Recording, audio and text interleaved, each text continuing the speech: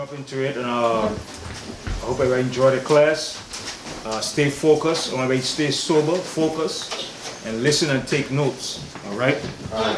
Okay. So I have a question to ask. Two questions.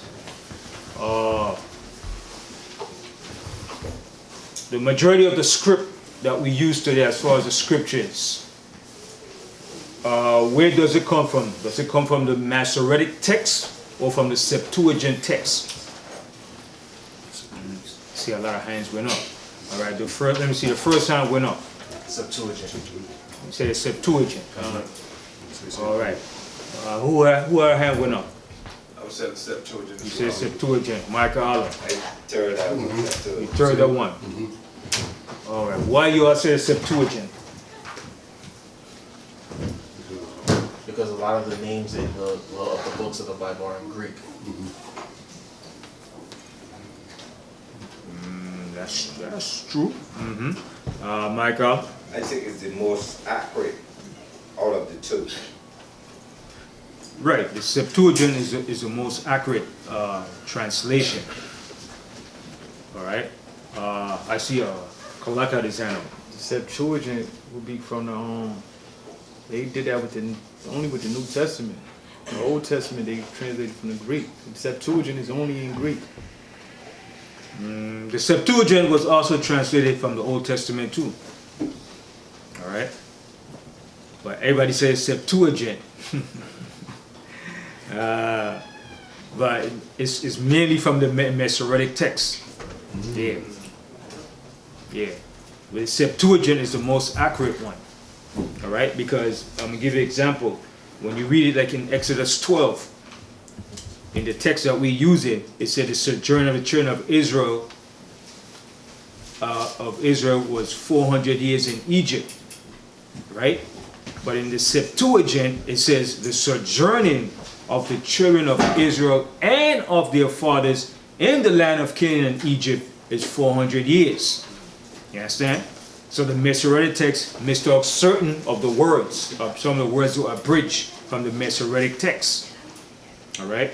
So the Septuagint is a little more accurate translation than the Masoretic. Yes, the sister had her hand up. Yes. Yeah. Can you define Masoretic and Septuagint? Okay, good. Right. Okay, the Masoretic text was mainly written in the latter part, translated from what you call rabbis. All right, in the late century. And the Septuagint was translated from Israelites in the 2nd century BC for Israelites that were speaking Greek. All right, so it was translated down in Egypt by Israelites, by 70 elders of Israelite scholars that translated the Old Testament from the Hebrew to the Greek. So yeah. The Masoretic was translated in the 1st century. The AD. Later on. By rabbis. You understand? So the one that was translated earlier have more of a more definite and more accurate translation than the one that was translated later. All right? Because remember, these were Israelites. This was set up. This was done in Egypt by Alexander the Great, and his what he did, he set up meant to have all the records of all nations, mainly of the Israelite, translated in Alexandria, Egypt.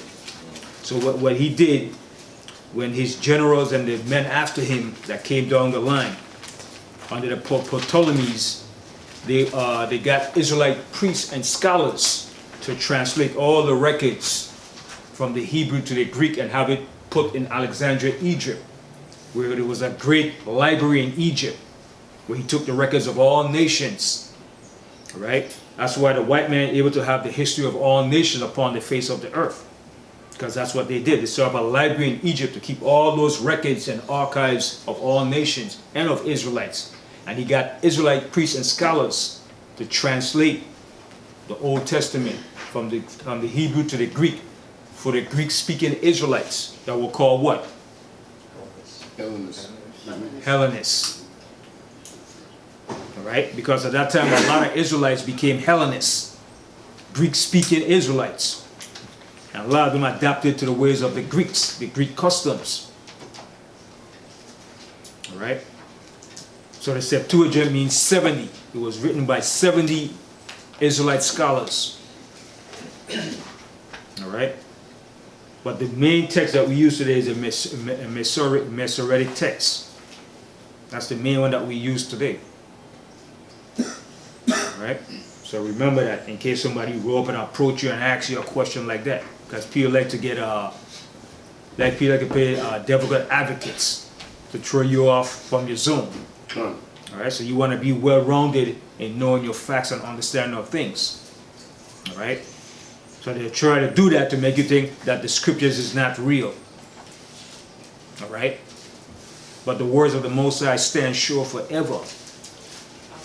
Even though it's translated into different languages, you always go back to the original text. And what was the original text that was found?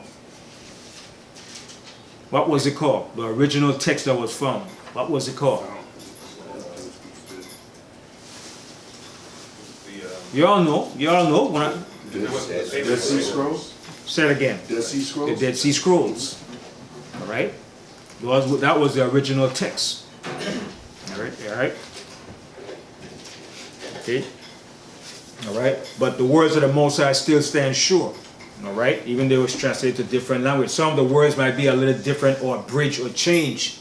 But when you go back to the original text, you see the basic standard words of what the Most High meant. All right. Just like it tells you in the Apocrypha, things translated from the Hebrew to a different language doesn't have so much the same force as it is in the Hebrew. All right. So let's read that real quick, and then I'm gonna start my class. But I just want to just go to the Ecclesiastics in the prologue and read that. All right. Ecclesiasticus. Yes, in the Apocrypha, the first chapter in the prologue of Sirach. Sirach, yeah. The book of Sirach and the prologue. For the same things uttered in Hebrew. Tell them where you are. I'm in the prologue of the wisdom of Yahushua, the son of Sirach. So you know about down to almost to the ending paragraph. Yeah. All right. It doesn't have no numbers, but over in the second paragraph down to the latter part of it. All right. Go ahead. For the same things uttered in Hebrew and translated into another tongue have not the same force in them. Go up to where the part that says wherefore. Let me entreat you. Wherefore, let me entreat you to read it with favor and attention, and to pardon us, wherein we may seem to come short of some words. See what he said? That we may come short of some words. All right? Because the things that's translated from the Hebrew to English, it might have a slight different definition of meaning. It might come short of the proper words that were stated in Hebrew. All right? Read that part again. Wherefore, let me entreat you to read it with favor and attention, and to pardon us, wherein we may seem to come short of some words, which we have labored to interpret. See, which we have labored to interpret. It was a laborious thing to interpret it from the Hebrew to the Greek and to the English. It wasn't an easy job. All right? Read on. For the same things uttered in Hebrew and translated into another tongue have not the same force in them. See, it has not the same force as the Hebrew. It's totally different. All right, read on. And not only these things, but the law itself, and the prophets, and the rest of the books have no small difference when they are spoken in their own language. See, when it's spoken in the Hebrew language. All right, read on. For in the 8th and 30th year coming into Egypt, when how you say Euergetes was king, and continuing there some time, I found a book of no small learning. Therefore I thought it most necessary for me to bestow some diligence and travail to interpret it, using great watchfulness and skill in that space to bring the book to an end, and set it forth for them also, which in a strange country are willing to learn. See, and those are the Israelites that were living in a strange country that was in Rome and Asia Minor, those different parts of the world. All right, and also those that were living in Egypt at that time.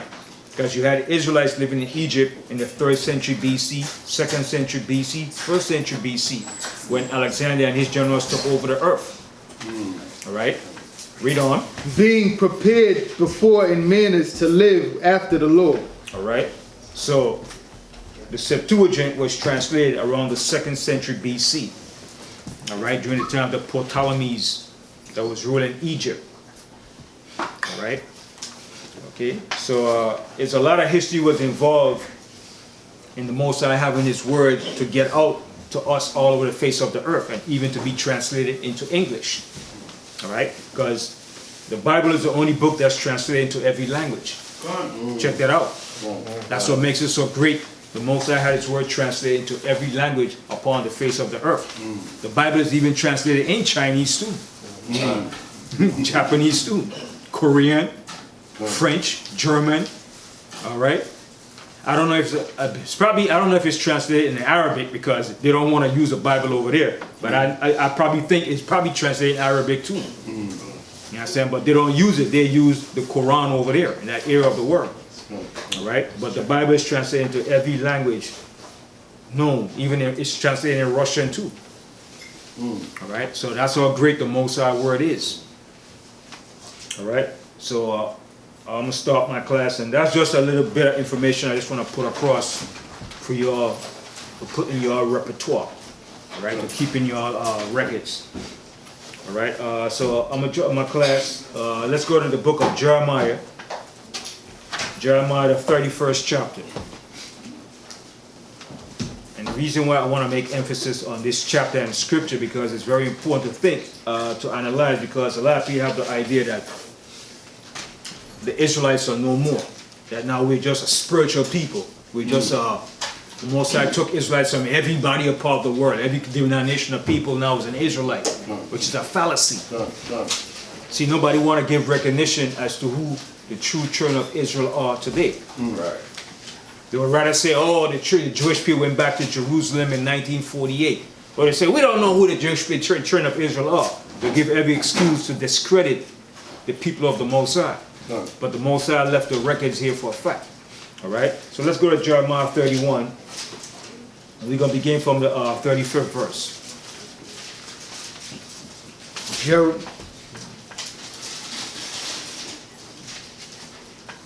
Jeremiah chapter 31, verse 35. Actually, you know what? Start from the 31st verse. Yeah.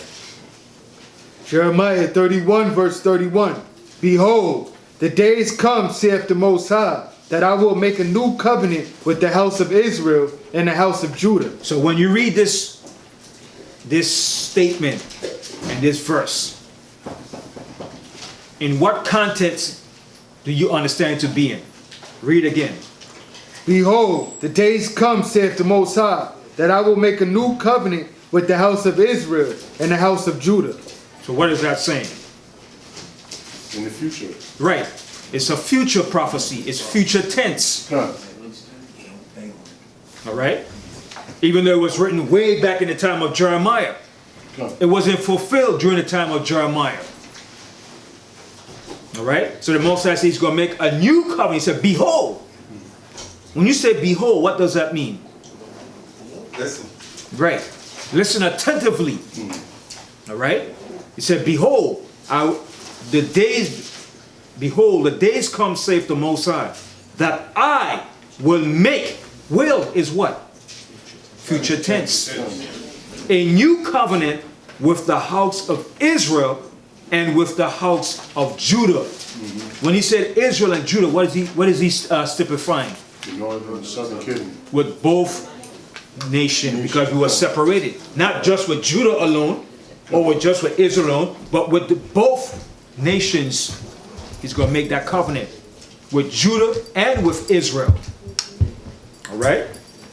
Read on. Verse 32. Not according to the covenant that I made with their fathers in the day that I took them by the hand to bring them out of the land of Egypt. So what is the Most High saying right here? Saying it's a different covenant. It's a different covenant. Not like the one I made with your fathers when they came out of Egypt by that sacrifice. This is going to be a different covenant I'm going to make with you. Read that verse again. not according to the covenant that I made with their fathers in the day that I took them by the hand to bring them out of the land of Egypt, which my covenant they break, although I was a husband unto them, saith the Most High. Right. So the Most High, he's showing you, he's letting you know. This covenant is going to be the same way that it was when I brought them out of Egypt. This is going to be a different covenant, a more spiritual covenant than the first one.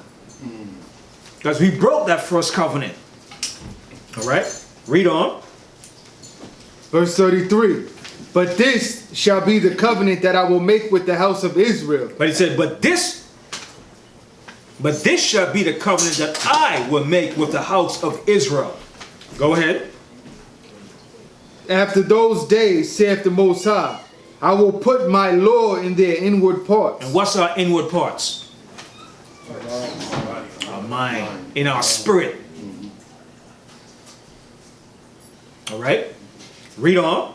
And write it in their hearts. And write it in their hearts. Their hearts is our mind and our spirit. Okay. Read on. And I will be their power, and they shall be my people. And they shall be my people. Future tense. All right. The Most High have not gotten rid of the children of Israel. He just punished us. And have us scattered in our land of our captivity. Until a set time. All right. Read on.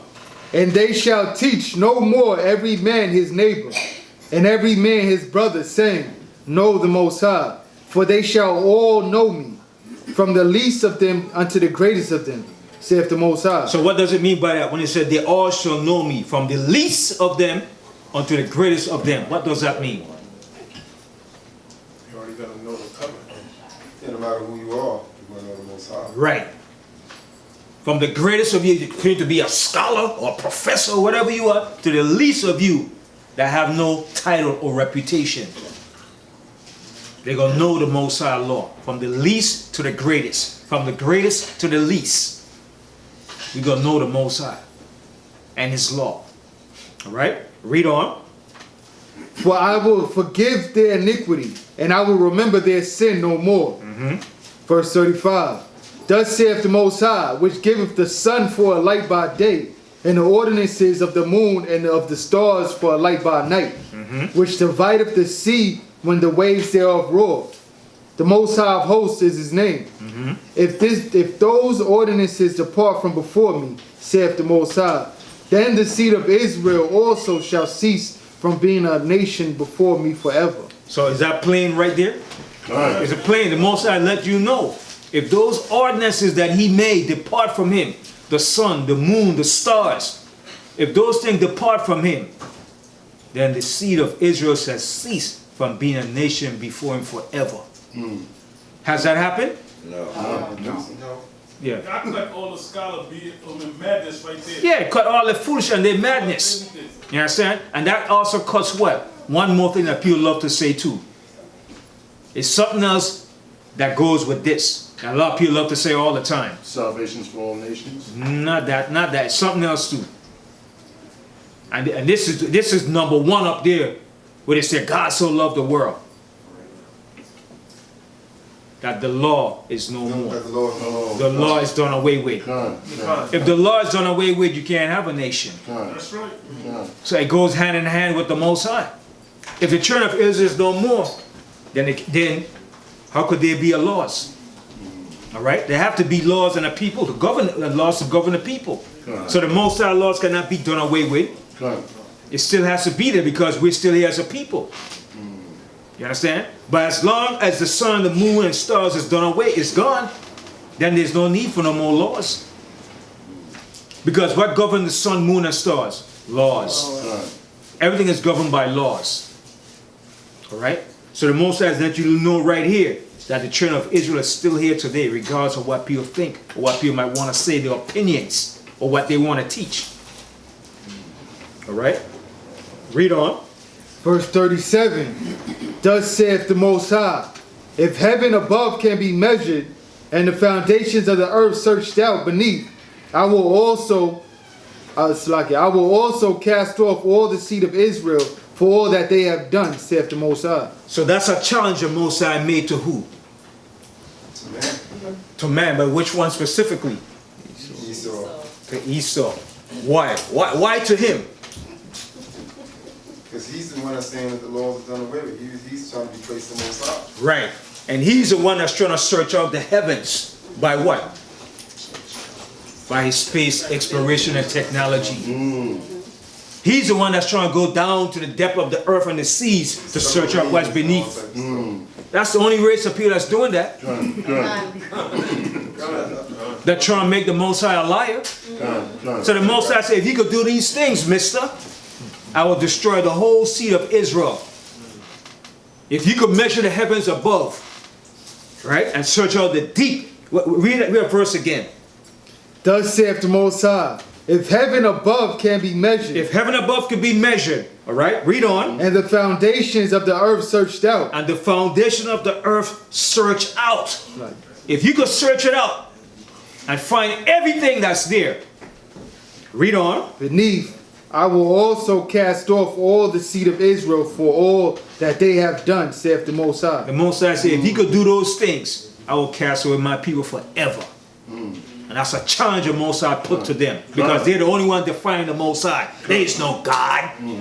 There is no God. And he boasts and teaches that crap. So the Most High said, okay, I'm going to prove to you. Yeah, Mike Allah. No, he only gave them two things. Two things, that's He it. only gave them Only two. The Most High could give more, but he said, I'm going to give two. If you could do these two things, I'll cast away forever the seed of Israel, you bastard. Yeah, and he actually wanted to destroy Israel because he wanted to get the covenant. He wanted to get the order. Yeah, he wants to replace us. He wanted to replace us. So he will do anything in his power to destroy us. And he's been doing it from day one. Genocide, you name it. He's been working on it for years, for centuries and centuries to totally abolish us, man. You understand? So the Most High put it there for him and said, if you could do these things here, I will cast away the seed of Israel for all the iniquities that they have done. You understand? So, like the old saying, your hands is too short to box with God. Okay? Read on. Verse 38. Behold, the days come, saith the Most High. That's it. Now from there, go to Jeremiah 33. All right? Jeremiah 33, and we're going to start from the 19th verse. The same thing Jeremiah was explaining here again, but he's going into more details about it too. Jeremiah 33 and 19. Start from the 19th verse. Jeremiah chapter 33, verse 19. And actually, you know what? Start from the 14th verse. Begin from the 14th verse. Jeremiah 33, verse 14. Behold, the days come, saith the Most High. So they said, behold, the days come, saith the Most High. Those days are coming. And we're living in those days. All right? Read on. That I will perform that good thing which I have promised unto the house of Israel and to the house of Judah. And what's that promise? What's that good thing that the Most High promised us? New covenant. And what else? Salvation. Salvation. And what else? Rulership. And the kingdom, the rulership of the earth. Have we received that yet? No. So we're waiting for it. All right? Read on. Verse 15. In those days and at that time will I cause the branch of righteousness to grow up unto David, and he shall execute judgment and righteousness in the land. In those days shall Judah be saved, and Jerusalem shall dwell safely. Has that happened yet? No. All right, read on. And this is the name wherewith she shall be called, Yahweh our righteousness. For thus saith the Most High, David shall never want a man to sit upon the throne of the house of Israel. Neither shall the priests, the Levites, want a man before me to offer burnt offerings, and to kindle meat offerings, and to do sacrifices continually.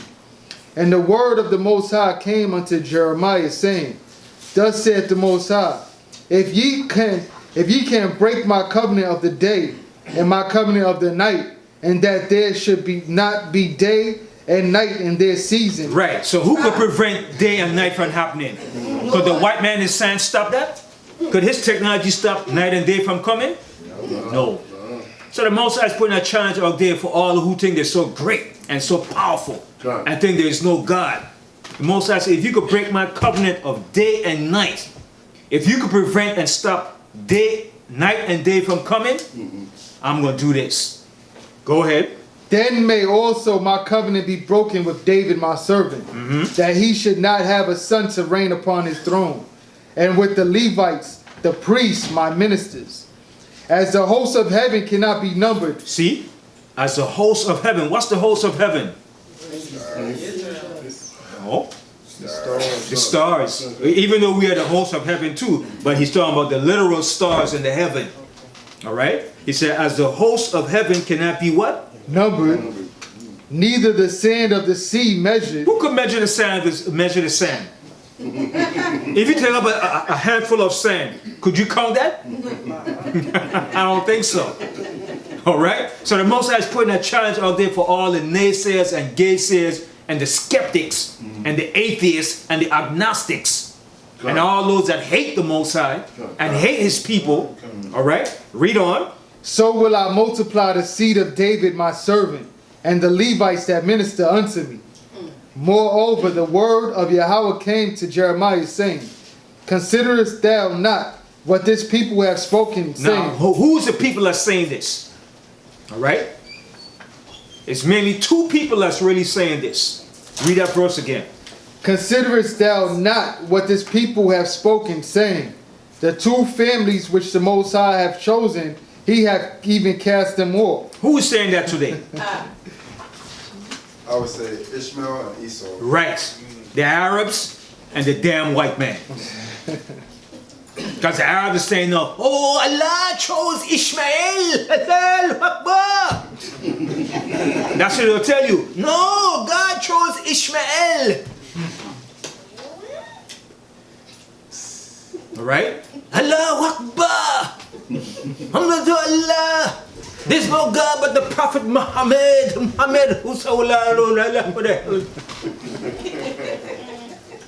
Right? Then they give you the famous chant for Muhammad. Muhammad. Talking about Allah is the only God, Muhammad is the only true last prophet. Huh? I'm just saying, the foolishness could go through. You understand? That'll never happen. That'll never happen. That'll never happen. That'll never happen. Never will be. Born a seed of Israel and will die the seed of Israel, brother. All right? All right? So they're the main two ones that put this argument. That the children of Israel is no more. That the Most High got rid of us and chose them now. All right? So read that verse again.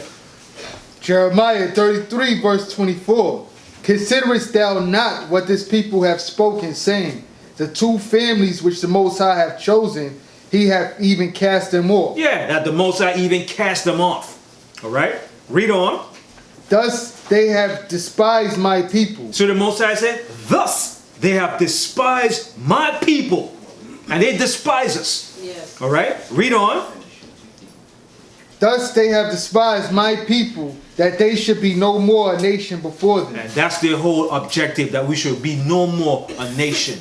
Remember when you read Psalms, the 83rd chapter, who's the number one on that hit list? Who are the two nations on that hit list? Edom and Ishmael.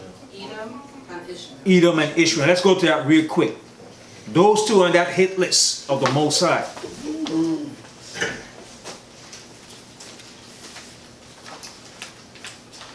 Psalms chapter 83.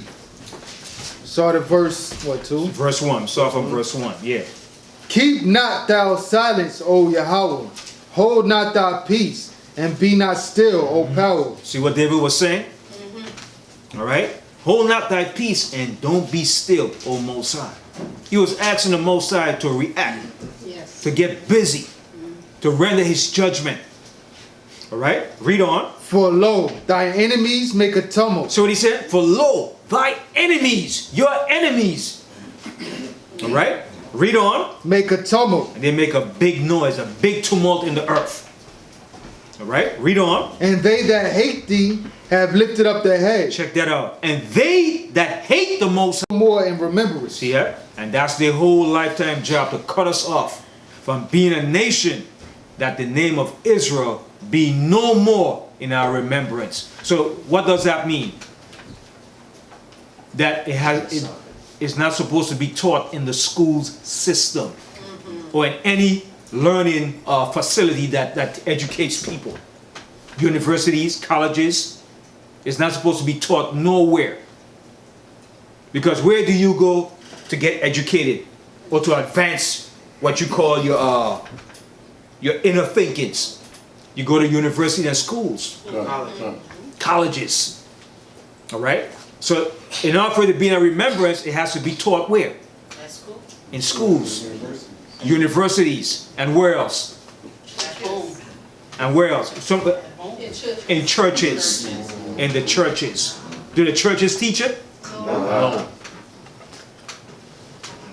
All right? So it's a big confederation against us. Read on. Salaki, verse 5.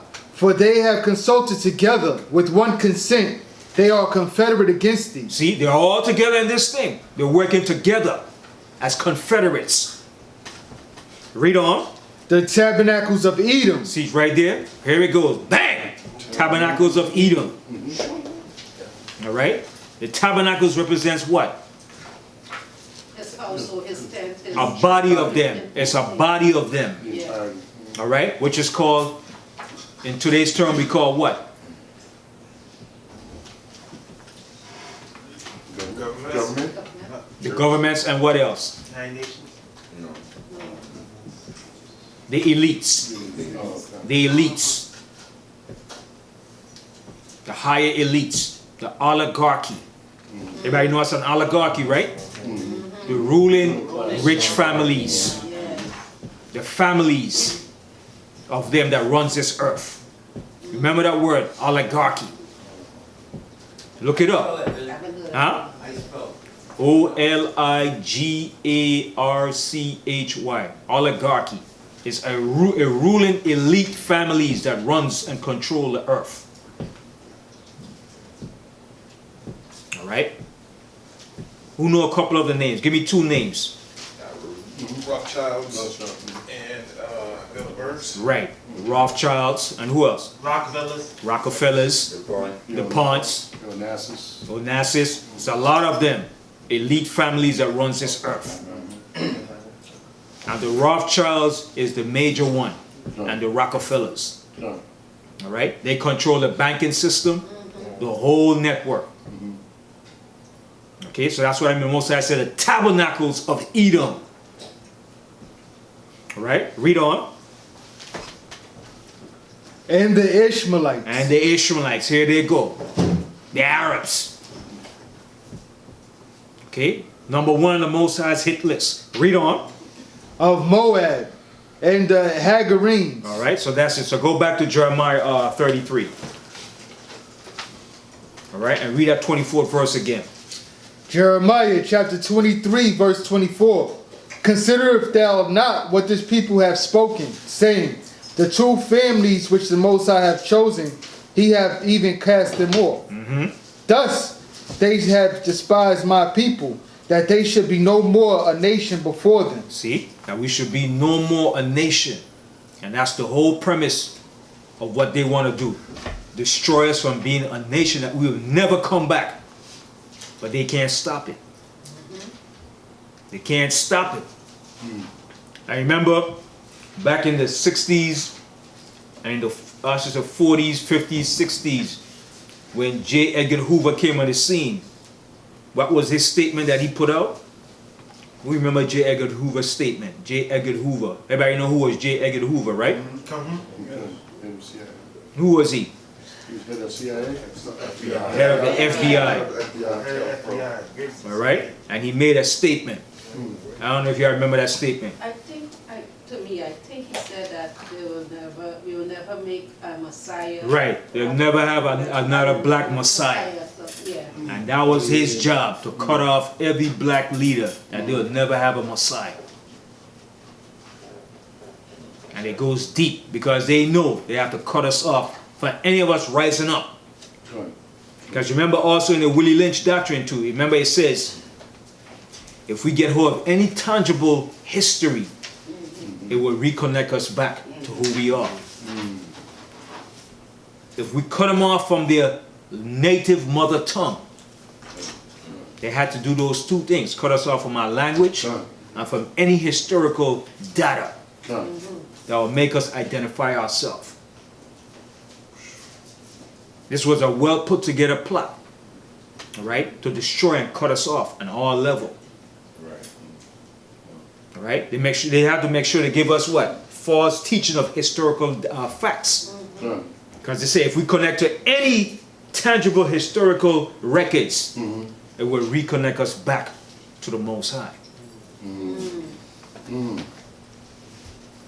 All right? So they came with every different strategy and tactics to destroy us. All right? So read on. Thus saith the Most High, if my covenant be not, it's like Jeremiah 33 verse 25. Thus saith the Most High, if my covenant be not with day and night, and if I have not appointed the ordinances of heaven and earth. So the Most High is saying, the Most High is boasting right here. And the Most High have a right to boast. He's the boss. All right? Read on. Verse 26. Then will I cast away the seed of Jacob. So the Most High said, if there's no more day and night, if there's no more day and night, I will cast away the seed of Israel forever. So the Most High is putting that challenge out there to all those that think there's no God. I think just science, just everything just popped up by itself. Oh, Mother Nature just happens like that. Nah. All right, read on. Then will I cast away the seed of Jacob and David my servant, so that I will not take any of his seed to be rulers over the seed of Abraham, Isaac, and Jacob. For I will cause their captivity to return and have mercy on them. And what does that mean? Say, I will cause their captivity to return. What does that mean? Take us out of it. Right. It seems like he's saying we're going back into captivity, but what he's saying is going to take us out of our captivity. All right? Because we're still in captivity today. I don't care what nobody said on, but I'm free because I have a good job. We're still in captivity. And what is a good job? Nothing. I don't care if you're making $2,000 a week. That's still not a good job. Right. It might pay your bills and stuff, but still, that's still captivity. Right. All right? It's still slavery. Right. We're still in our captivity. We're still we're still being, what the Most High said, we're still being subject to payments by our enemies. Yes. Right. And they don't ask you, sir, how much can I take out from your taxes? Did they have any IRS or anybody, Uncle Sam call you and say, sir, how much do you want taken out from your taxes or your paycheck? No, they just take it. Good. All right, they take it and say, okay, this is FICIA, federal, state, New York tax. They didn't ask you how much they could take out. Good. They just took it out. Good. And you don't have a damn thing to say or do against it. Right. So what does that show? We're still subject to payments by our enemies. Right. Yes. Right. All right, hold on, let's go to the Apocrypha real quick. Because a lot of people just say, we're free. We're free. We're black people. We're free in this country. Don't believe that crap, brother. Once you're subject to your enemies, you're not free. Good. Right. Okay, if you're under his government, paying taxes, using his currency, his economical system, you're not free. Good. Tired of people talking that crap, but we're free as a people. They don't even know what freedom is. Right. Yeah. They tell you older. We ain't taking enough. Right? Go to Baruch. I want to show you something here in Baruch. Baruch, the 4th chapter. Yeah.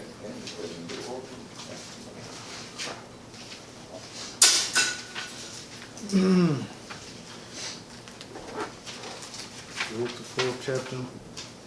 I'm sorry, the 3rd chapter. Baruch, the 3rd chapter. And start from the 8th verse. Baruch chapter 3 verse 8. Behold, we are yet this day in our captivity. From the time that the Baruch was in the time of the Babylon's captivity, up until this present day that I'm speaking, behold, we're still in our captivity. All right, read on. Where thou hast scattered us for a reproach and a curse, and to be subject to payments. To be subject to payments. Who are we subject to payments to? The government of the United States of America. Okay? I don't care if you say, I don't pay no taxes. Yes, you do. When you go to the store and you buy something, you're paying taxes.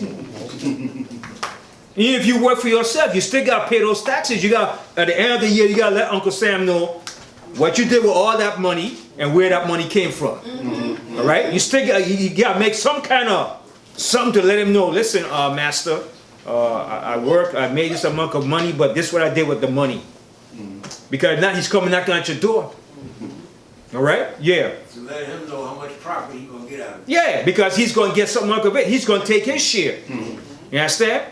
And they, like I said, they don't ask you how much they could take from your paycheck. They take it. Done. And a damn thing I could do or you could do about it. All right? Yeah. And we have a lot of our people talking about this sovereign. Sovereign, they're just, this sovereign, you still got to go through the formality. You still have to go through the formality of putting papers before him to let him know that you, listen, Mr. White Man, I want to be sovereign. Then he'll make a paper and say, okay, you could be sovereign, but this is what you have to do. This is what you have to do.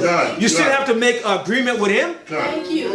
Yeah. Claiming sovereignty can get you killed. Yeah, it can. You understand? So you still have to make an agreement with him. So what kind of, how are you going to be sovereign in another man's country? Hallelujah. You have to have your own to be fully sovereign. Hallelujah. All right?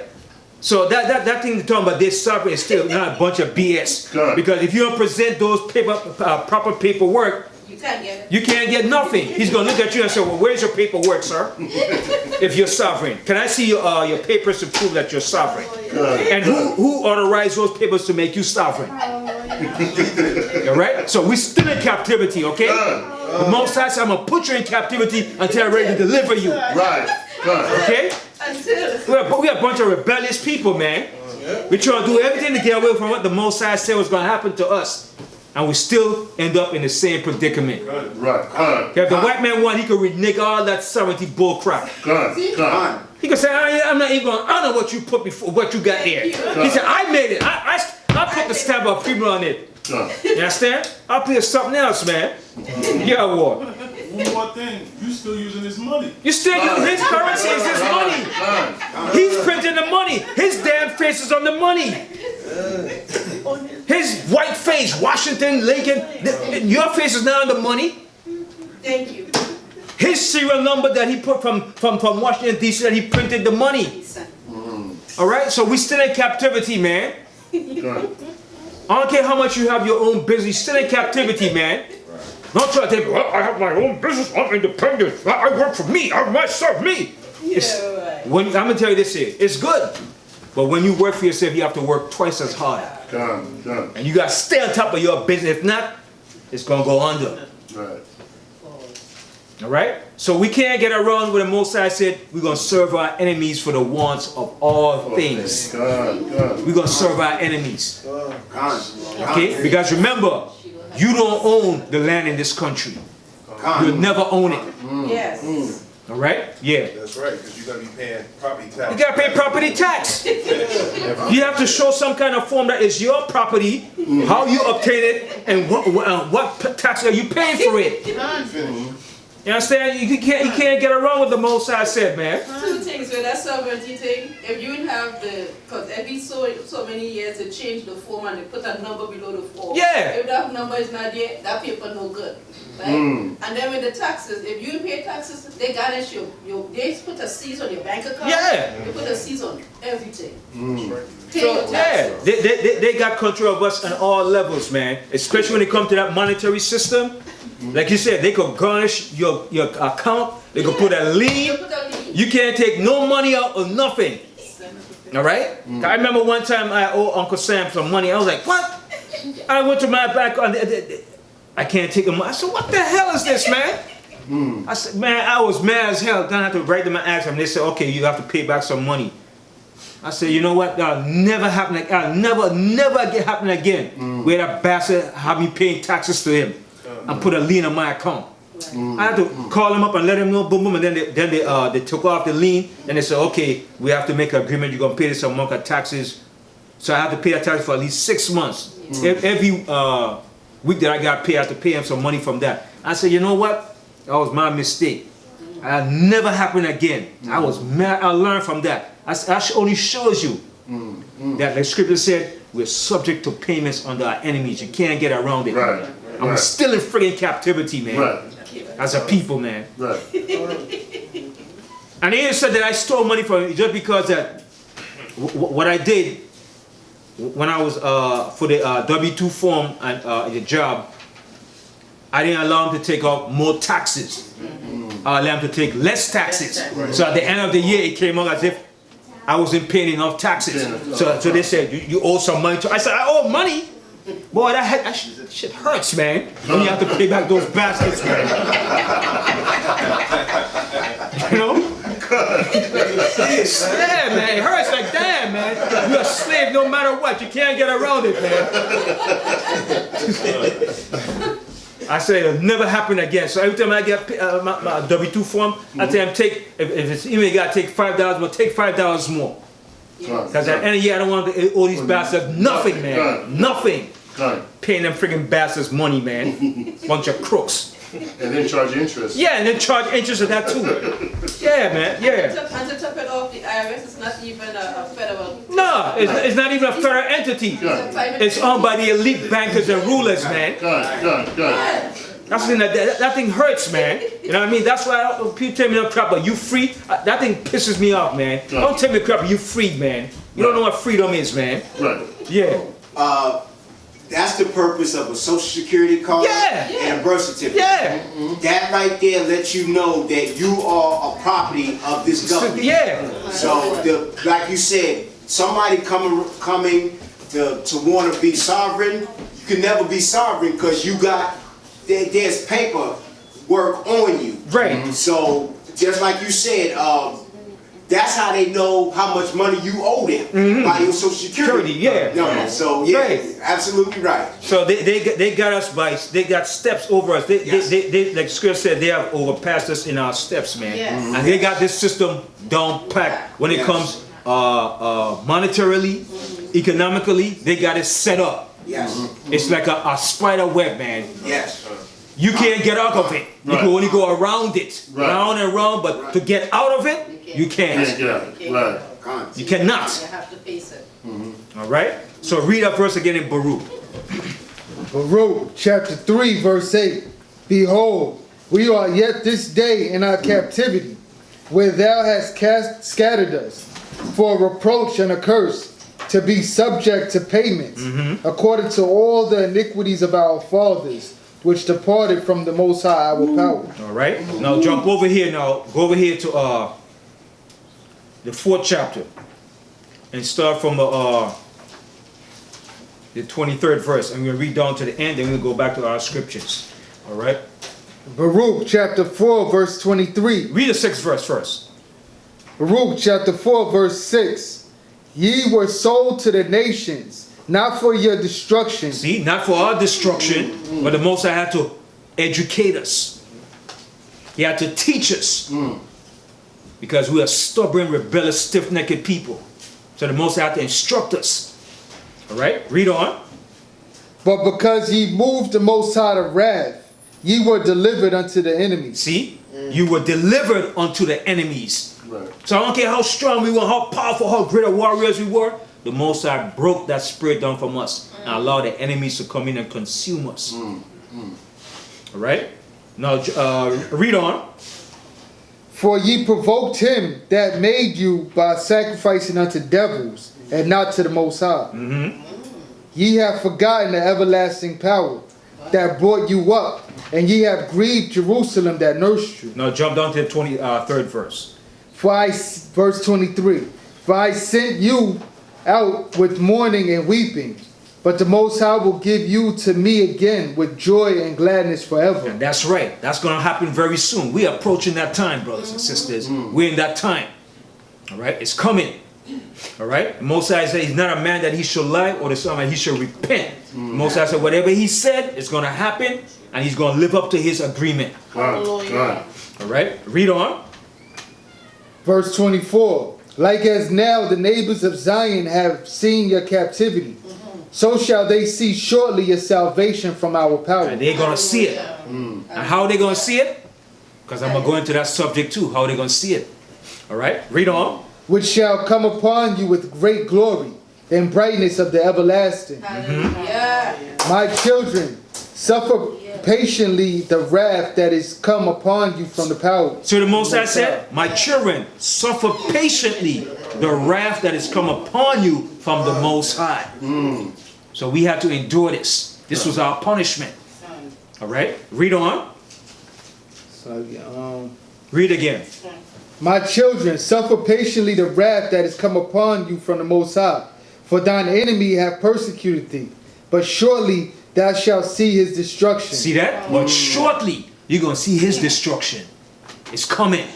Hallelujah. Right? Read on. And tread upon his neck. We're going to tread upon his neck. Hallelujah. All right? Read on. My delicate ones have gone rough ways, and were taken away as a flock caught up of the enemy. Be of good comfort, O my children, and cry unto the Most High, for ye shall be remembered of him that brought these things upon you. For as it was your mind to go astray from the Most High, so being returned, seek him 10 times more. So you see that? Check that out, man. All right? So we have to seek the Most High more now in these last days, bro. Hallelujah. All right? Read on. Verse 29. For he that hath brought these plagues upon you shall bring you everlasting joy, again with your salvation. Take a good heart, O Jerusalem, for he that gave thee that name will comfort thee. Right. So you got people trying to say, the word Israel, mean Isis and Ra and El. Get the hell out of here, man. The Most High said, I give you the name. Right. They kill me with that foolishness, man.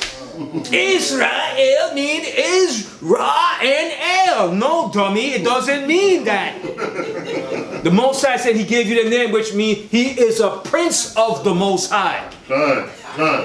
People just love to lie and just take. Well, I tell you, but that's why the Most High gonna set this thing straight, man. And he said we're gonna tread upon the neck of our enemies. Right. That's right. All right? Yeah. That was a brother on Facebook. He's an Israelite also, teaching that nonsense. Yeah. And he got it from the damn Egyptologist that pushed that crap. All right? The Most High said he gave us our names, man. Everything gonna fall in line very soon. Very soon, man. All right? Read on. Verse 31. Miserable are they that afflicted thee. So the Most High said, miserable are the cities. What verse you in? Verse 31. 31. Okay, read on. And rejoiced at thy fall. So the Most High said, miserable are they that afflicted thee, and rejoice at thy fall. So they're going through their miseries now. What's the biggest epidemic that's hitting white America now? Opioids. They're all hooked on opium now. It's killing their society, man. It's hurting their behinds now, boy. See, just like they did it to us back in the 50s and the 40s and the 60s. Oh, boy. The Most High, it's hitting their behinds now, boy. And Trump is trying his best to solve that problem in America. That's a big epidemic, man. Like Malcolm said, chickens are coming home to roost.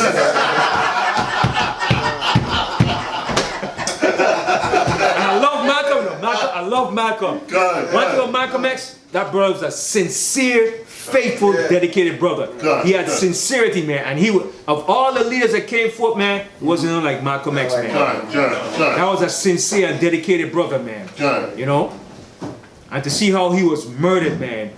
And the people that's involved with it, it's still a wrong too, but that's a different subject. Let's move on. All right? Read on. Verse 32. Miserable are the cities which thy children serve. Miserable is she that received thy sons. So they're going to catch their hell now. All right? So the Most High is turning the tables now. The table is being turned. All right? Read on. For as she rejoiced at thy ruin. See? For as they rejoice at our ruin. All right? Read on. And was glad of thy fall. So shall she be grieved for her own desolation. And they're grieving now for their desolation now. They're grieving now. All right, they want to pass legislation to help the epidemic, to solve the problem. But when we was going through the epidemic, it was no legislation and laws being made to help us. It was the damn mafia in the United States government that was distributing the drugs in the black community. That's right.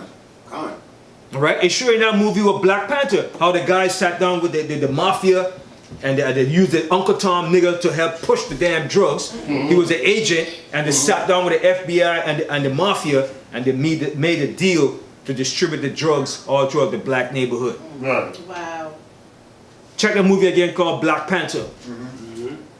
And you see the guy that was an agent for the FBI, the nigga, the coon, how we were sitting down there with the FBI and the mafia, how to flood the black neighborhoods with the drugs.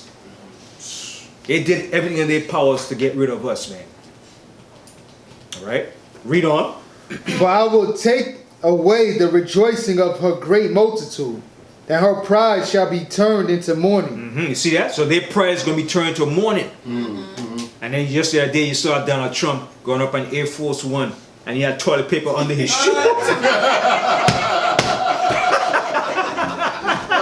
And nobody said, oh, Mr. Trump, you got toilet paper under your shoe. But the Most High is showing you that there are a bunch of SHIT. The kingdom is coming to an end. Good. And he's a product of that SHIT. Good. All right? Read on. For fire shall come upon her from the everlasting. See? When the Most High said, fire is going to come upon her from the everlasting. The Most High is going to bring fire upon them. Destruction. Hallelujah. Read on. Long to endure. Long to endure. All right? Read on. And she shall be inhabited of devils for a great time. And that's what we're living in now. A bunch of devils. All right? Read on. O Jerusalem, look about thee toward the east. See? O Jerusalem, look about thee towards the where? The east. What's his name made a song? What's his name? It's not Jacques. It's Jacques. He said, yeah, okay, go ahead. It's going to come back to me. Go ahead, yeah. And behold, the joy that cometh unto thee from the Most High. Lo, thy sons come, whom thou sentest away. They come gathered together from the east to the west. From the east to the west. Where are we? Over here in the west. All right? Read on. By the word of the Holy One. By the word. By the words of the Most High. The words of the Most High is what's going to make us live. Good. All right? Read on. Rejoicing in the glory of the Most High. All right? Rejoicing in the glory of the Most High. The Most High word is what's going to make us live and stand up. And have discipline. All right? The Most High word have to be in you. And to make you that person that you have to be. All right? You have to take in the Most High word and live it. All right? And become that living fruit of the Most High word. That word has to dwell in you. It has to enrich you. And make you that good product of the Most High. That faithful servant. All right? So from there, go to... yes. Can you break down verse 35 again for me? 35? Yeah. For fire shall come upon her from the everlasting. That fire is what? The destruction. Fire and brimstone the Most High is going to bring. The destruction upon Babylon the Great. It said fire. It says, for fire shall come upon her from the everlasting. Long to endure. The Most High said, when you look, Babylon is going to be burning. It's going to be burning for what? A long time. And the people, the nation going to stand up for what? And they're going to see the what? The smoke of her burning. Yeah. Yeah. That's it. Also go to Revelation 8. The Most High said the nation is going to stand up far off. And they're going to see the smoke of her burning and say, alas, that great city, Babylon the Great, for in 1 hour is her judgment come. The nation is going to stand up and they'll be weeping and crying, alas. All right, so I'm verse 35. For fire shall come upon her from the everlasting, long to endure, and she shall be inhabited of devils for a great time. Just like it said in Revelation 18 and 2. What is it in Revelation 18 and 2? Let's get that.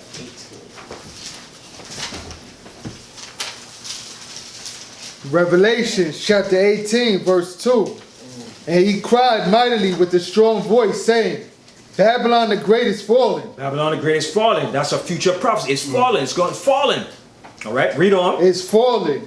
and it's become the habitation of devils. And that's who's having him this place, a bunch of all right, read on. And the hold of every foul spirit. And the hold of every foul spirit. What's a foul spirit? Demons. Demonic. That's what runs and controls this country. Foul demonic spirits that controls and runs into the entity of the minds of the people through the music, all right, through everything that's being transmitted, all right, yeah. Yeah, but with that thing that's going on with the person that's supposed to become a head judge or something. He's a false spirit too. Wicked, gonna put him back, gonna put him up there, even though they know what he did is true. Right, right. But they put Bill Cosby in jail. And they put Bill Cosby in jail. But Bill Cosby know what he was into anyway. Right. I don't think he's so innocent. Bill Cosby was part of that system of them. Right? And he knew what he was getting into. All right? So now he's paying the price. Like James Brown said, you pay the price to be the boss. All right? So they know the deal what goes on up here. So now the white man said, you got to pay the price now, Mr. Bill. Right. Because remember when he did that movie back I think in the 70s?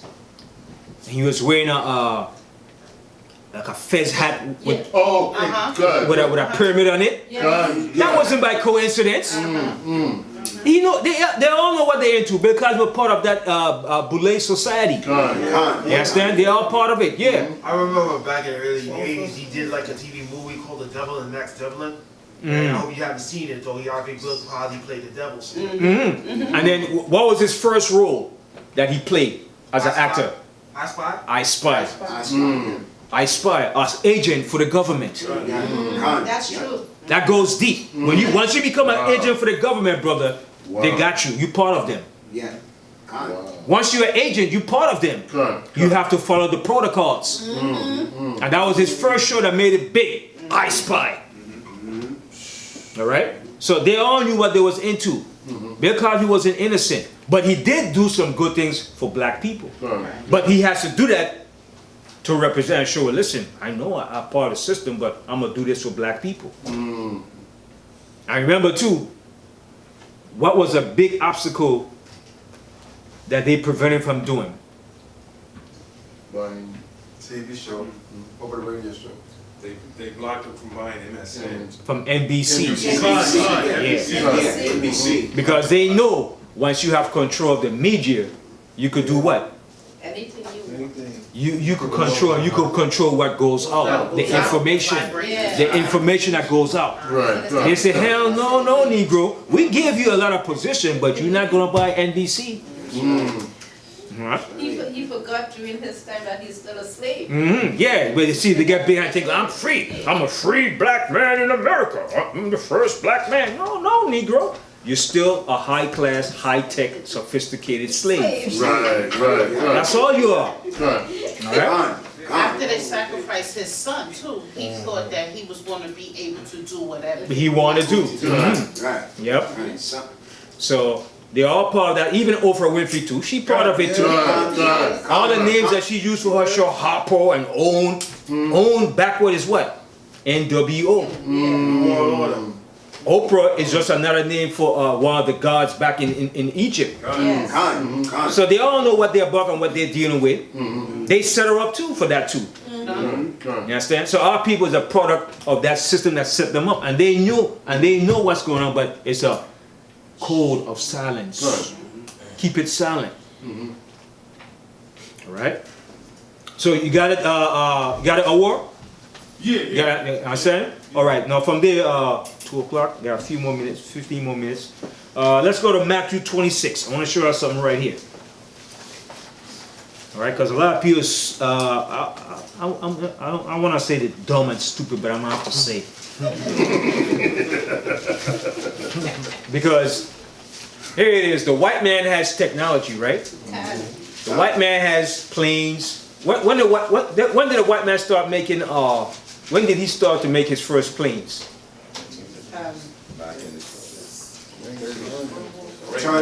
About 100 years ago? About that, in around 1910, 90, something like that, right? Something like that, yeah. Right. With With with the Wright brothers, yeah. But even though it was a Jake that first did, but they took it, right? So if the white man has technology to make aviation, vehicles that travel from one destination to another, why can't the Most High have vehicles to travel from one destination to another? Right. The white man could have all that technology to travel from outer space, from one part of the earth, from California to Los Angeles, in the space of 3 hours, 6 hours, 747. He could take his space shuttle and go a certain spot, still in the realm of space. But the Most High doesn't have that. Does that add up? No, it doesn't. It doesn't add up, right? So the white man is so great, but the Most High is still gonna ride a horse and buggy. Most High looking for him, for God. Right. So people make mockery and say, hey, ain't nobody come up from the skies or no chariots. But the Most High come back with his vehicle that he has. Well, for decades, only crackpots and crazy people believed in UFOs. That's what I thought anyway. And then in recent years, it turns out that governments have been taking them seriously all along. Very seriously. Nick Pope is a journalist who has spent years researching UFOs for the British government. He says that UFOs aren't just real. They also frequently come close to crashing into commercial airliners, among other things. Nick Pope joins us tonight. Nick, thank you very much for coming on. So it's really not a question of, do governments believe UFOs are real? Yes, they do. The United States government does. The British government does. The question is, do they have any idea what they are, where they're from? No, we don't. We keep an open mind on it. We don't rule anything off, take nothing off the table with this. Our point really is that whatever these things turn out to be, there is a serious defense, national security, and air safety issue here. Yes.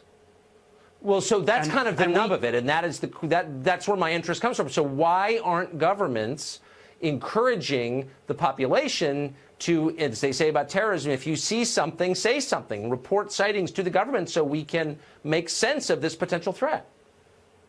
Well, they should be, and that's what we certainly did at the Ministry of Defence for many years. We took it very seriously. Our own pilots were seeing these things. We were having radar operators track them. And we knew, again, through intelligence and through open source material, we knew that the Russians and the Chinese and others were working on this too. The problem was that just the pop culture baggage from the term UFO, flying saucer, little green men, people don't take it seriously. But they should. So we've ruled out, I think, that these are aircraft, experimental aircraft, or technically advanced aircraft from other countries. Is that true?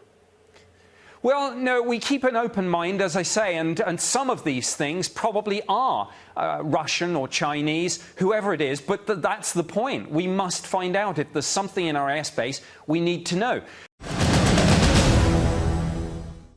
A UFO hovers over one of the holiest sites in Islam, the Dome of the Rock on the Temple Mount in Jerusalem, the spot where the Prophet Muhammad ascended to heaven, built on top of a site sacred to Judaism. An American woman takes it all in her stride, seen it all before. We've seen them in Mississippi like this, but never like this.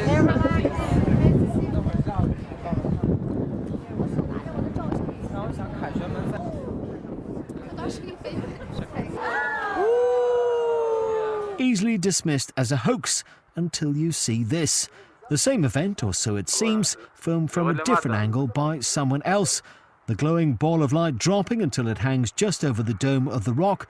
These spectators a little more impressed. Whoa!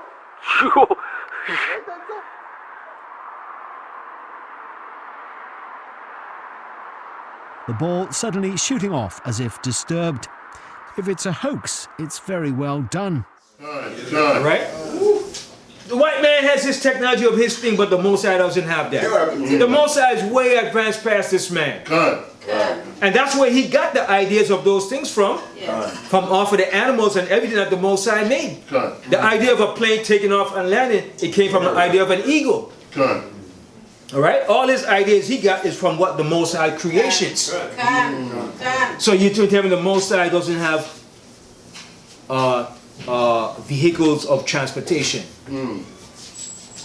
I'll tell you, man. But let's go to Matthew 12. I want to show you guys. Yahushua made a statement. All right, Matthew 26, and we're going to begin here from the 64th verse. I want to show you some real quick here. I show you that people are, I don't know, man. Either they are dumb, ignorant, blind, or just don't want to see what the Most High has to show. Matthew 26, 64. Matthew chapter 26, verse 64. Yahushua saith unto him, Thou hast said, Nevertheless I say unto you, where hereafter shall ye see the Son of Man sitting on the right hand of power, and coming in the clouds of heaven. Now, when Yahushua made that statement, what particular point and time of history was he talking about when he made that statement? Who was he speaking to at that particular time? All right, let me get a general idea. Let's go back up here to go back up to 57. Verse 57. And they that had laid hold on Yahushua led him away to Caiaphas, the high priest, where the scribes and the elders were assembled. But Peter followed him afar off unto the high priest's palace, and went in, and sat with the servants to see the end. Now the chief priests and elders and all the council saw a false witness against Yahushua to put him to death, but found none. Yea, though many false witnesses came, yet found they none. At the last came 2 false witnesses, and said, This fellow said, I am able to destroy the temple of the Most High, and to build it in 3 days. And the high priest arose and said unto him, Answerest thou nothing? What is it which these witnesses against thee? But Yahushua held his peace. And the high priest answered and said unto him, I adjure thee by the living power, that thou tell us whether thou be the Christ, the Son of the Most High. Okay, so what point was this? At what point in history was this? The Roman Empire. In the Roman Empire. Right. All right. So now, when Yahushua made that statement at that particular time, right? Now read the 64th verse. Verse 64. Yahushua saith unto him, Thou hast said, Nevertheless, I say unto you. I say unto you. All right. Read on. Hereafter, read on. Shall ye see the Son of Man sitting on the right hand of power, and coming in the clouds of heaven. At what point was he referring to this statement? In the future. In the future. So he went above their head. He was saying, you listen, hereafter, you're going to see me coming in the clouds of heaven. He was referring to the future. Now, how was he going to come in the clouds of heaven? Is he going to be just floating in the clouds of heaven? Yay! Oh! See, now people are say, oh man, he's going to be, that's a mythological Greek stuff. He's coming floating in the clouds of heaven. But what was he saying to him? What was he saying was saying to him in parables, a dark saying. All right? What was he telling him that what? I'm coming back in my chariot. I'm coming back with the chariots of heaven. With the vehicles of the Most High. All right? Now from there, go to Acts, the 1st chapter and the 9th verse.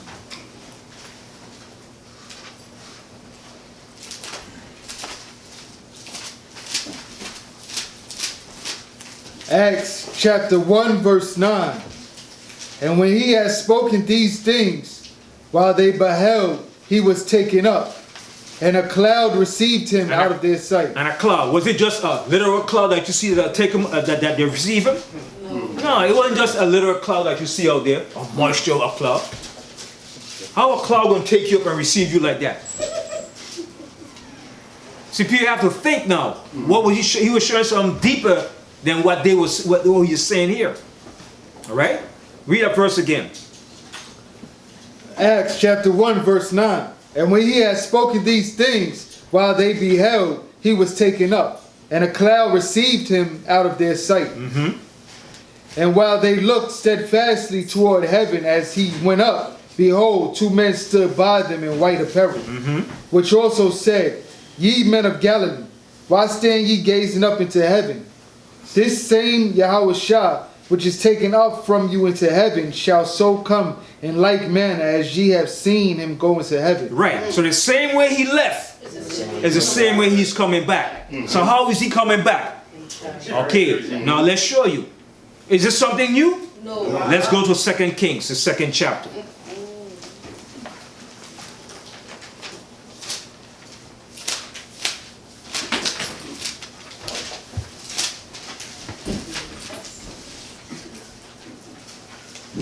Second Kings, and we're going to begin here from the 2nd chapter. And start. I'm not going to read the whole thing, but start from the 5th verse. 2 Kings chapter 2 verse 5. And the sons of the prophets that were at Jericho came to Elisha and said unto him. Everybody know who's Elisha, right? Yes. Right. He was Elijah's successor, a prophet. And Elijah was one of the greatest prophets during that time. All right? Not Elijah Muhammad now. And that's what the ones say, Elijah Muhammad. No, we're not talking about Elijah Muhammad. We're talking about Elijah, the prophet of the Most High during the days of the kings of Israel. All right? Read on. Knowest thou that the Most High will take away thy master from thy head today? And he answered, Yea, I know it. Hold ye your peace. And Elijah said unto him, Tarry, I pray thee, here, for the Most High hath sent me to Jordan. And he said, As the Most High liveth, and as thy soul liveth, I will not leave thee. And they too went on. And 50 men of the sons of the prophets went and stood to view afar off. And they too stood by Jordan. And Elijah took his mantle and wrapped it together. So what was a mantle? You guys know what was a mantle? Like his coat that he had around him, his coat. You ever see James Brown when he had his coat, on his coat? He had a mantle around him. All right? Read on.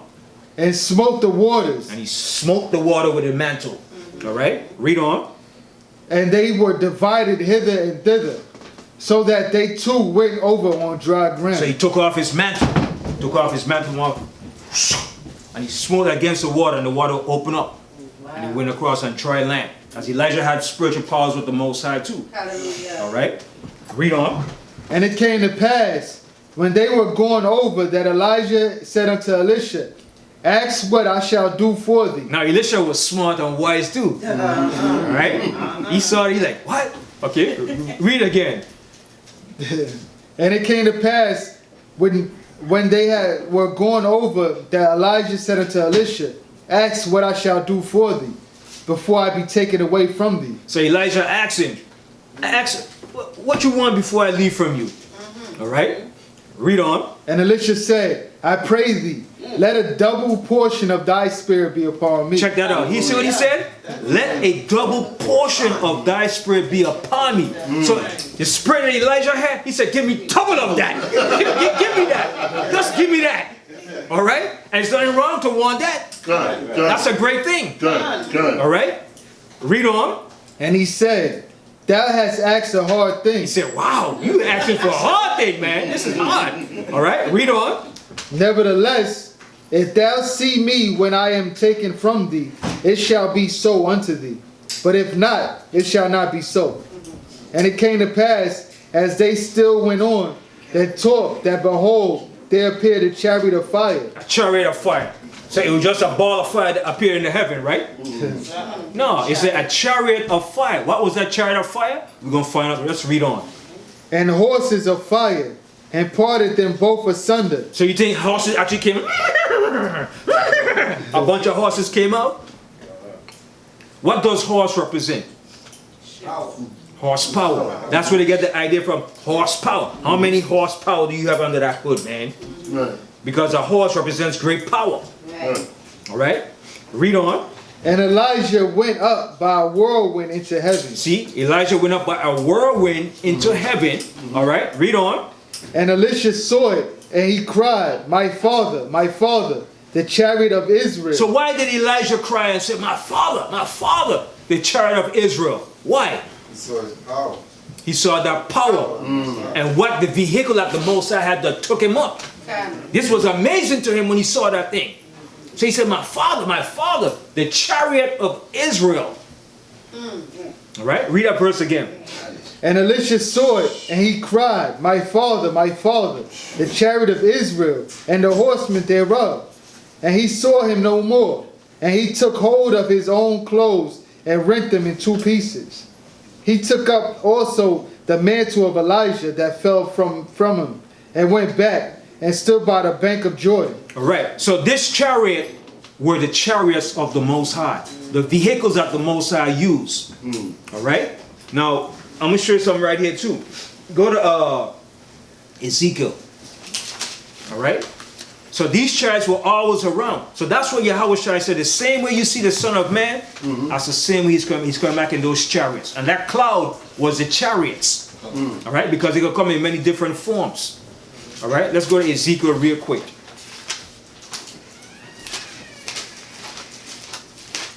Ezekiel, the 2nd chapter. Actually, Ezekiel, the 1st chapter. And start from the 4th verse. Actually, read the 3rd verse. Yeah. Ezekiel chapter 1, verse 3. The word of the Most High came expressly unto Ezekiel the priest, the son of Buzi, in the land of the Chaldeans. So, where's the land of Chaldeans? Where's Chaldea? And where's the land of the Chaldeans? Rome. Right. Rome wasn't even in existence at this time. Rome came later on. All right. This was in what you call Iraq today. All right. The country of Iraq, or of the Chaldees. All right. Read on. By the river Chebar, and the hand of the Most High was there upon him. And I looked, and behold, a whirlwind came out of the north. This wasn't a whirlwind that just spin like a tornado. All right? This was a vehicle of the Most High, the chariots. All right? And they came with the force and the power it came. It stirred up the wind. Right. All right? Read on. A great cloud. See, it came like a cloud. But was it a cloud? No, it wasn't a cloud.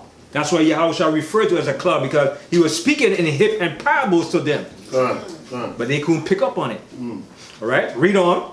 And a fire enfolding itself. So how could a cloud have fire enfolding itself? A cloud can't have fire enfolding itself. All right, read on. And a brightness was about it. And brightness was about it. Read on. And out of the midst thereof, as the color of amber, out of the midst of the fire. So he's describing what he saw, the chariot that he saw. All right, read on. Also out of the midst thereof came the likeness of 4 living creatures. So how could living creatures come out from a cloud?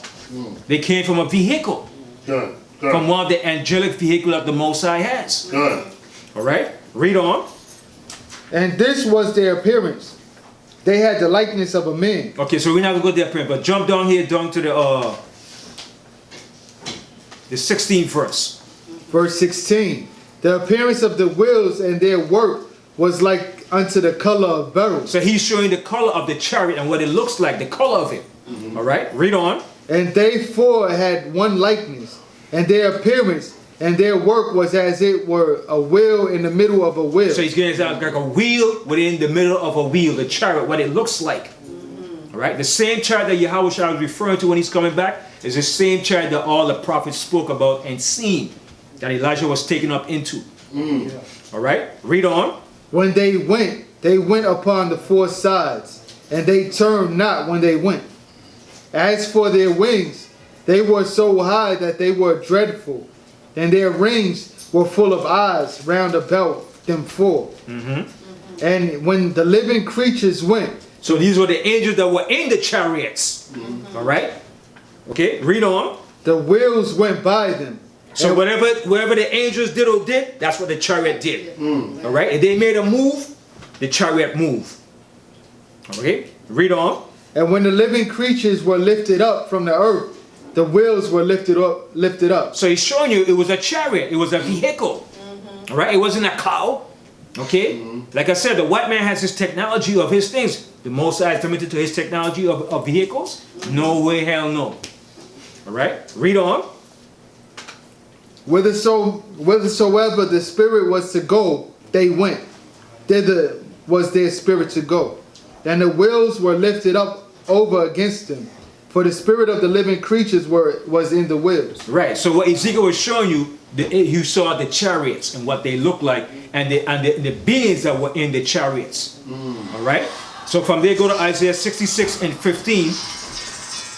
I'm gonna close out the class on this here, Isaiah 66 and 15, and also get 1 Thessalonians 4 and 17. Isaiah 66, 15.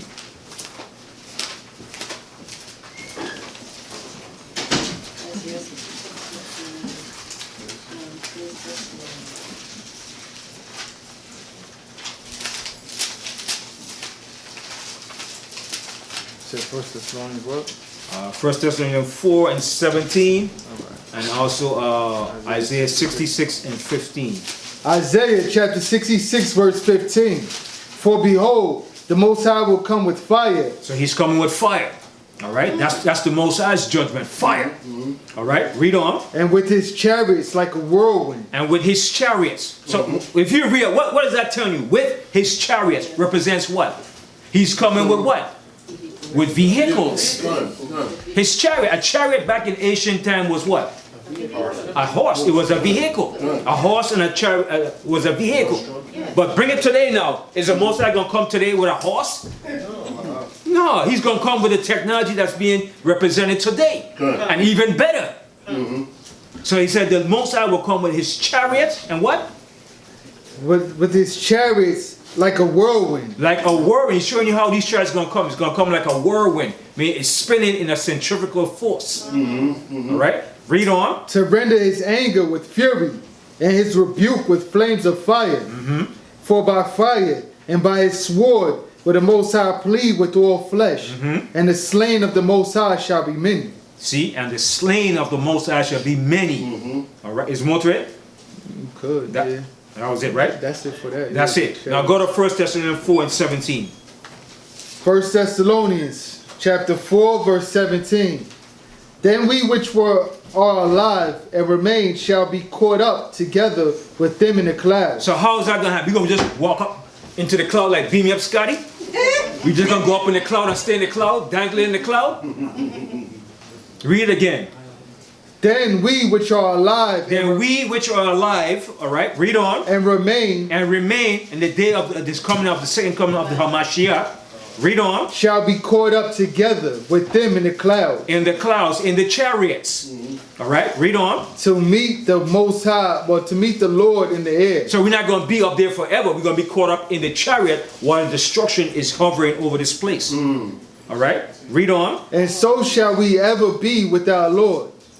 Wherefore, comfort one another with these words. Right, because the Nosker tells you when we're taken up, we're going to be looking down at our enemies. Our enemies are going to be beholding us, watching us. It tells you where some is, they're going to be amazed to see the strangeness of our salvation. Why is it going to be strange? Because they have never seen nothing like that in all their life. We're going to get into it before we close out the class real quick. Yes. I have a question. When Yahushua was going up into the clouds and the disciples was, they said they beheld and they were amazed. Was it like they had never seen that before? They have not seen it during that time. Right. The last time they probably saw was during the time of Elijah. They haven't seen that since then. So they were like, man. So then whatever they had read in their books probably was... Now, then it came back to the remembrance. Then it came back. As you always try to say, you're going to bring everything back to the remembrance. So when they saw it, they're like, wow, this happened during the time of Elijah. You understand? So it's going to happen again. All right? So go to Wisdom of Solomon. And I'll also get Habakkuk, the book of Habakkuk. And we're going to close out the class. Wisdom of Solomon, the 5th chapter.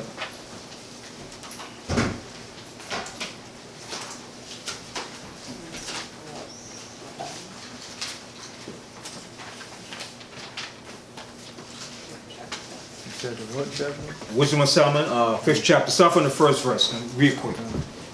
Wisdom of Solomon, chapter 5, verse 1. Then shall the righteous man stand in great boldness before the face of such as have afflicted him. And you know that's us as a people, all right? We're going to stand in great boldness when that time comes. All right, read on. And made no account of his labors. Did they make any account of our labors? Hell no. They don't give a damn whether you're old or young. You're going to jail. Bill Cosby. Bill Cosby, you're going to die. All right? They're going to shoot you. They're going to kill you.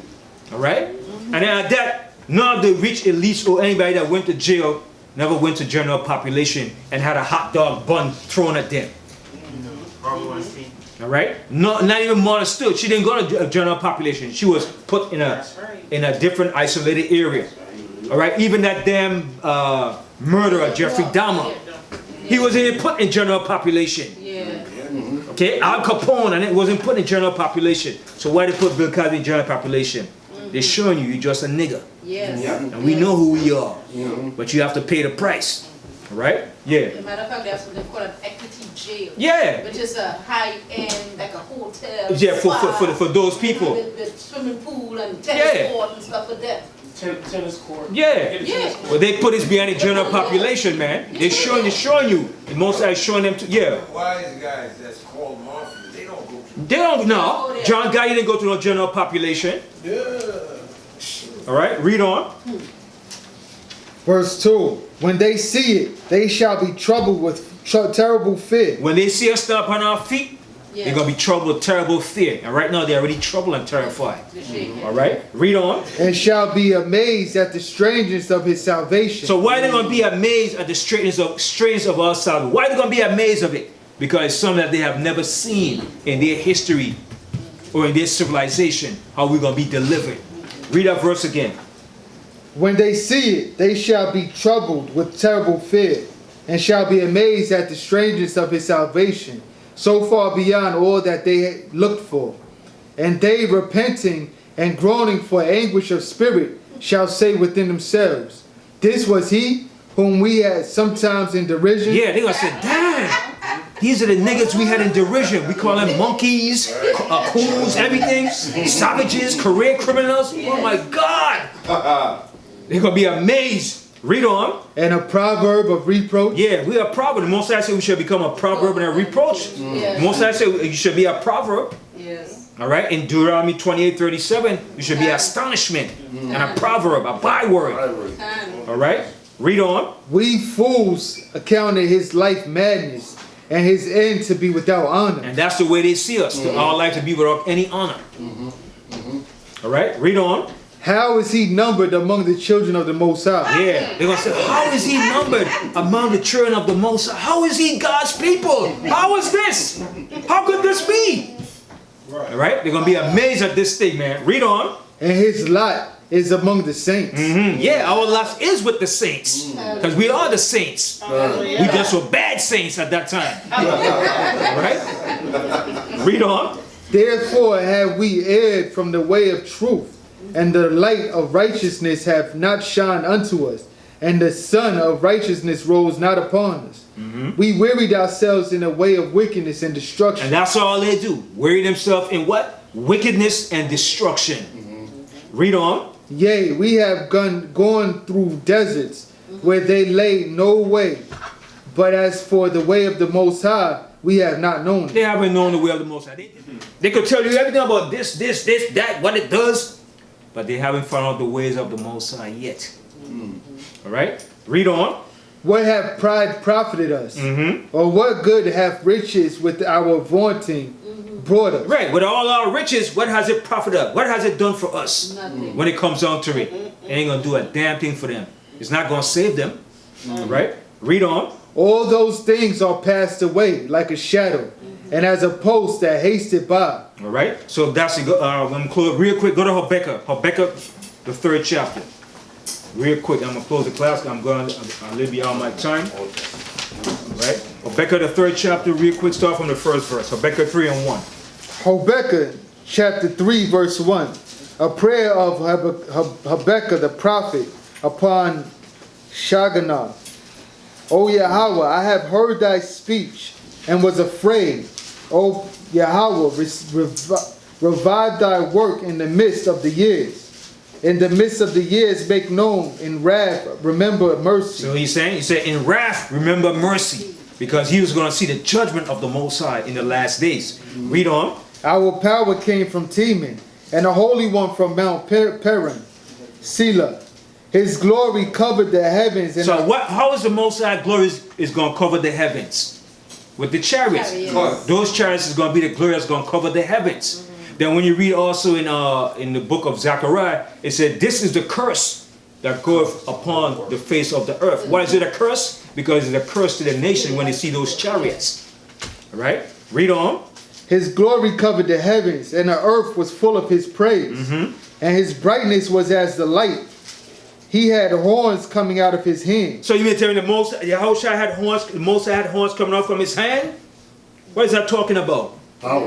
The power, laser beam effect that he's going to use to zap and burn the nations up. All right? Read on. And there was a hiding of his power. And that's where his power was. All right? Read on. Before him went the pestilence, and burning coals went forth at his feet. He stood and measured the earth. So how could you stood and measure the earth if you're not above? Right. So he stood and measured the earth in his vehicles that he's coming with. All right, read on. He beheld and drove asunder the nations. He said he beheld and drove asunder the nations. All right, read on. And the everlasting mountains were scattered. The perpetual hills did bow. His ways are everlasting.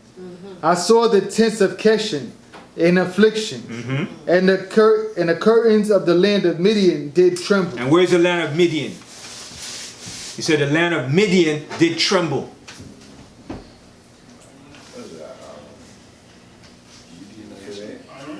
No. Is it Egypt? No. Midian. Who's Midian? Midian was whose son? Abraham had a son from Keturah, and his name was called what? Midian. And where is the land of Midian? The Arab countries, all those areas, Saudi Arabia and all those areas. That's the land of Midian. And he saw, I saw the land of Midian did tremble. All right, read on. Verse 8. Was the Most High displeased against the rivers? Was thine anger against the rivers? Was thy wrath against the sea? That thou didst ride upon thine horses? See, he said, they didst ride upon thy horses. What horses? The chariots. All right, read on. And thy chariots of salvation. See, and the chariots of salvation. All right, read on. Thy bow was made quite naked, according to the oaths of the tribes, even thy word. Selah. Thou didst cleave the earth with rivers. The mountains saw thee, and they trembled. The overflowing of the water passed by. The deep uttered his voice, and lifted up his hand on high. So he's showing you the return of how the Most High is coming back and what's going to happen in those last days. Yes. All right, read on. The sun and the moon stood still in their habitations. At the light of thine arrows they went, and at the shining of thy glittering spear. Thou didst march through the land in indignation. Thou didst thresh the heathen in anger. Thou wentest forth for the salvation of thy people. So he said, thou wentest forth for the salvation of thy people. Read on. Even for salvation with thine anointed. With thine anointed. Who's that anointed? Yahushua, right? And Israel. Okay, read on. Thou woundest the head out of the house of the wicked by discovering the foundation unto the neck. Selah. Thou didst strike through with his staves the head of his villages. They came out as a whirlwind to scatter me. Their rejoicing was as to devour the poor secretly. Thou didst walk through the sea with thine horses. See, now you say, thou didst walk through the sea with thy horses. He's calling the horses the chariots because of his power. All right, read on. Through the heap of great waters. When I heard, my belly trembled. So Habakkuk said, when he heard this, all right, he said, my belly trembled. You know, you get a feeling so like, oh man. All right, read on. My lips quivered at the voice. Rottenness entered into my bones, and I trembled in myself, that I might rest in the day of trouble. When he cometh up unto the people, he will invade them with his troops. So how are we going to invade them with his troops? Meaning he's coming from above, coming down to invade them with his troops in his angelic vehicles. That's how Yahushua is coming back to fight against the nations and to deliver. He's coming from out of the heavens with his chariots, and he's coming to invade and destroy the nations. And it tells you in Isaiah, he said, and passing over, he's going to preserve us when he comes with his chariot. That's birds flying. How do birds fly? When they in a formation. He said, as birds flying, he's going to pass over and deliver us. Hallelujah. In a vehicle formation. A militaristic formation. A V formation. How he's going to deliver us. Yeah. Years ago, I don't know if you remember, they had a show called V. They were so called, they were intermingling and then taking over the earth. So Esau knows he knows the formation. He knows how the Mashak is coming back. He knows all that. But he doesn't know specifically how he's coming, but he have a general idea how he's coming back with a military force and a vehicle with a mighty angelic vehicle. He's coming with his army. When a white man goes out to war, does he just go with his Jeep and his trucks? No. No, he goes with his stealth bombers, his C-130s. He goes with all his top-notch aviation. And before he goes in, he does what? Reconnaissance. Okay, of the land. So you think the Most High is not coming back with his saints? I'm gonna end the class in that. Shalom. Y'all can read the rest of it. Shalom.